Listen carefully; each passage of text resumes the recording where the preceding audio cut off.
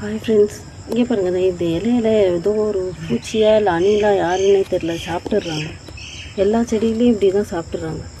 பின்னாடி மல்லி செடியில் சாப்பிட்டுட்டு மல்லி செடியே இல்லாமல் ஆயிடுச்சு. இது யார் சாப்பிட்றாங்கன்னே தெரியல. ஹாய் ஃப்ரெண்ட்ஸ், இங்கே பாருங்கள். இதுதான் அந்த மல்லி செடி.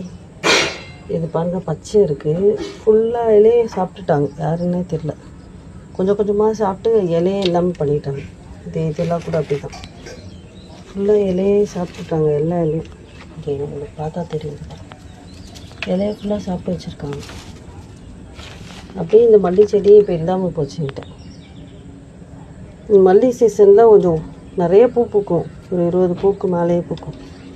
பார்த்தா இப்போ பார்த்தா செடியை தான். இதெல்லாம் உங்களுக்கு தெரிஞ்சால் சொல்லுங்கள் ப்ளீஸ்.